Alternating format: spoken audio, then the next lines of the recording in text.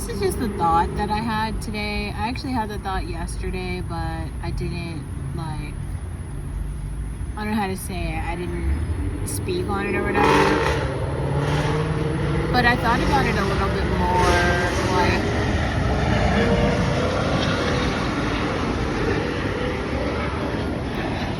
I thought about it a little bit more today, and I can't. Okay, so I made that video kind of about where the phase that I am in currently with my trauma therapy, and so I've uncovered. I mean, I've known I did this, but I guess I didn't see it as like an issue, but I do see it as more of an issue now. I do this thing where I cluster people and buckets and things and jobs and locations and everything. So if I have a bad experience with someone, or let's not even say that, let's just say they are a part of cluster A, which may be like you work with me at a job. Just because I work with you at a job doesn't mean that like we're friends or that you know really anything about any of the other aspects of my life. You would just, you could ask or you could assume. You could try to search on social media, whatever. There's been many people who tried to, they all try to make sense. Oh, I know her. I heard this. I saw this. The only way that you would know really my whole story is if you just asked me and I told you. So I think there's Camille who might know, but I don't even think anyone else really knows because I put everyone in buckets and the buckets don't cluster. So you would kind of have to go meet everyone else from another bucket that you don't know exists in order to get the full story. It's a weird way maybe to live, but I figured out that I do that as a protective measure because it makes me feel safe. And I like that. I don't know. I don't think other people should necessarily copy that because I'm not saying it works really well. And but what I will say is that I don't know. Once I leave a bucket, I left Nashville, I'm never going back. Never ever. That chapter in my life is closed. But when I say that chapter, I mean the people there are blocked. We have no reason to communicate further in life. It's like that for every bucket. When I leave a job, usually I don't take coworkers with me. Oh, this is a person that I remember from this thing. No, I leave people right where they are, and then I personally move on. I don't know. I didn't see that as a flaw for a very long time because I feel the people who I want around are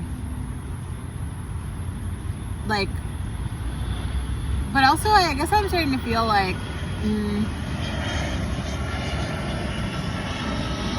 once you do that to enough people, the bucket of the cluster of people who are left are very small. And it's not that I think that everyone else is awful because I don't necessarily think that. I just honestly don't care what they're doing. And then maybe that sounds so strange, but I think that other people are concerned about the people who they work with or their friends or their colleagues or something. You know how there's always this talk about gossip. Everyone's gossiping about everyone else. I don't care. Not even in a good way or a bad way. If I hate you and you're winning, I don't even care. If I hate you and you're losing, I don't care. I'm not going out of my way to root for you or to not root for you either way. But if I don't like you when something bad happens to you, I'm gonna be karma. But at the same time, if you're over there winning, there's no reason to put this in my face in any way because it it's not gonna make a difference to me. It's a weird way to say that, I guess, but I don't think so. I think it makes sense. I don't know, but I don't think that anyone else feels that way. I think it's just me.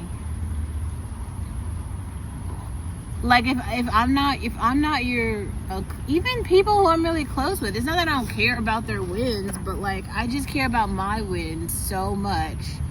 I care about my life so much and my future and everything that I want. And also I don't want to win with people who I don't like. And I want to, maybe that's another really crucial point here. If I don't like you, I don't feel like I could ever win with white women, for instance. So nothing that I do is toward the benefit of them. If I felt like it was, I would switch paths to make sure that I was on a path where only I would win. That is it's a pretty extreme like feeling, but that's how I feel. Like, and I feel like my life, especially my life in America, has taught me that. Like, it isn't safe to win with people who you don't like and who don't like you. Not just that you don't like it, but that it isn't safe. I live near an airport, clearly, right? But, yeah, that's a real, like, it's like a lesson that I've learned over time. And so I feel like a lot of other people don't feel this way. So, for instance, there's the girl who I was like roommate, who was one of my roommates back when I was in Tennessee, right? And on her, you know, I'm not gonna give that time. The point is, I don't fuck with her, and like, I don't now. I didn't really then. I didn't like her because she basically turned our apartment into like her fucking space for her homosexual boyfriend, and I had to participate in this because I'm just trying to like be in my room, and he's like always there, like always, like he moved in. So I got dragged into that unwantingly. Anyway, or something like this. This is interesting. So the girls that I worked with at the last place that I was serving, there's this one girl in particular, like I trained with her, but like I didn't like her at all, like not even like a little bit. And not like, I think other people are better at being fake about that, where they'll just be like friendly and cordial. I'm not like that. Like, I was like kind, but like I also made it clear I don't like you. Like I didn't follow her on any social medias. Like I never got her number or anything. Like I don't really want to do anything with her outside of work. Sorry.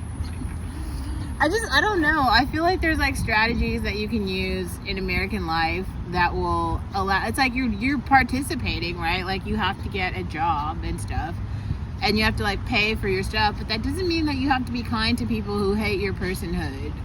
Like that's too far. Like we're not there in society. Like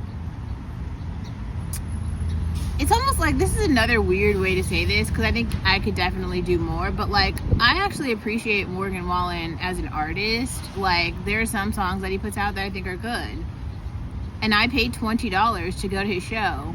I still think that he's like an awful person. Like I think he's like a really awful person, and he's like casually racist, but he also writes some good songs. So I don't know, like in terms of, you know, political alliances, that means like I wouldn't root for anything that he would root for. Like I don't root for America. Obviously I don't root for like white men. I don't root for like what do they call it, rednecks or whatever, like all that shit. I don't root for that. I am not in support of. At the same time, I appreciate the songs that have a sentiment of longing and empathy for women who were in his life. It's like, wow, he's actually a straight male who can empathize with that sentiment, and I like, it is nice to know that that exists. I just still feel like it's not relevant for my life at all, if that makes sense. I wonder if I could get better lighting. Hold on. Oh yeah, this lighting is a bit better. Yeah, I don't know. I was thinking about that today, and I'm like, you know, I should come on and talk about this, because it's like it's a real sentiment. It's like a real thing, and it's not even that I just don't hear other people talking about it. It's almost hard to put it into words. It's like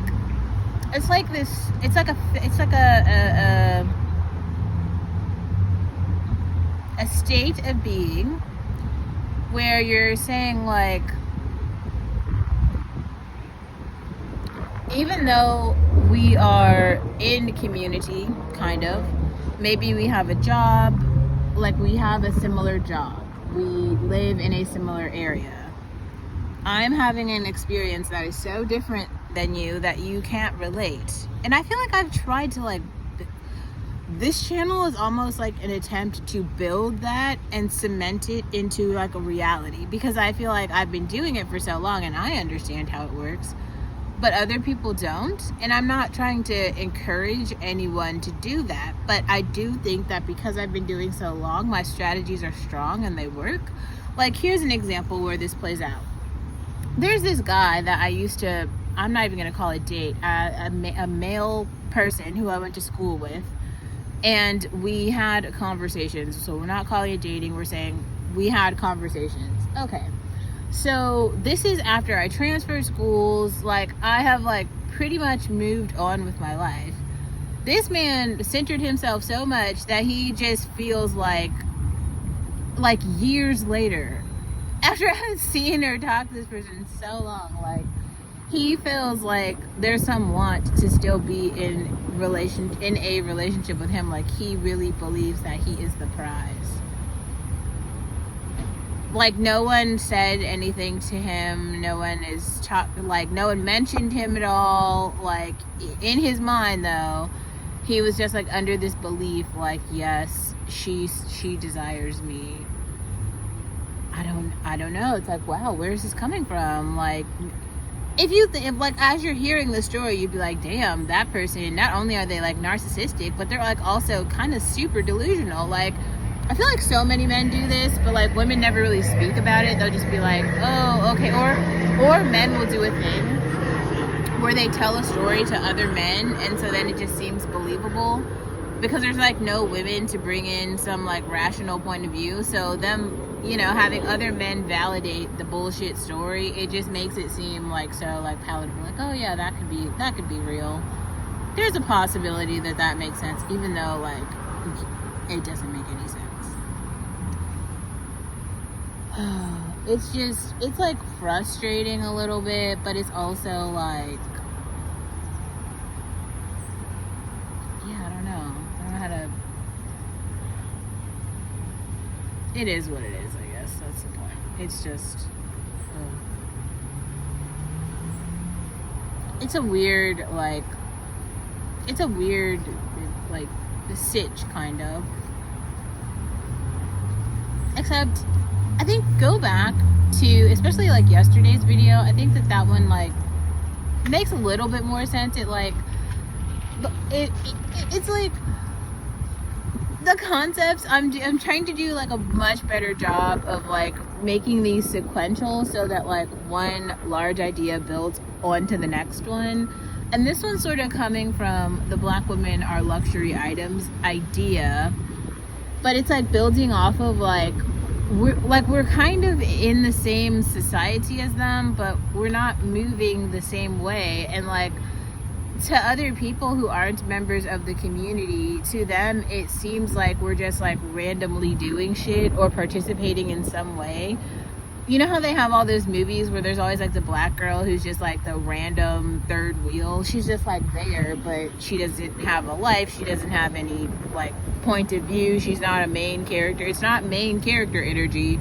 She's just like there.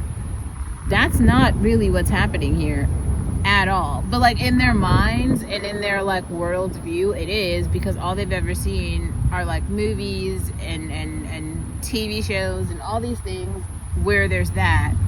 So like, where does that leave us? You know what I mean? Like, if all I ever saw was like a Tyler Perry movie or something, how would I ever believe that there was some other universe? I feel like that's another reason why it's like, I feel like I'm explaining the same points over and over again. I'm not trying to do that to be like repetitive. I'm trying to do that to like reinforce to you the like concreteness and the like realness of my point. Because every day when you go out into society, you're going to see what I'm talking about. And you might have like I feel like if you're watching, you know, those commentary channels that I've spoken about, the Kenyan twins, Destiny Ute, there's this girl Priscilla, even I think it's Kezia from London is talking about all of these like women are bringing about and bringing to the forefront instances that are happening for real in like daily life. And so if you're like confused about what I'm talking about, go watch like one of these videos and then think back to like kind of like what I'm saying, and it might help put these points together. And I think like I have more time and I am trying to become a much stronger writer, so maybe I'll do some of this footwork myself, where I actually go watch one of the videos and I'm going to try to pinpoint specifically like how this like autonomous black woman fits into the narrative of something happening in mainstream white society, and how like even though we literally are having our own lived experience and community which reinforces our narrative, because they don't understand it, it almost seems like we don't exist. Kind of meta, but we'll come back to explain this point in more depth.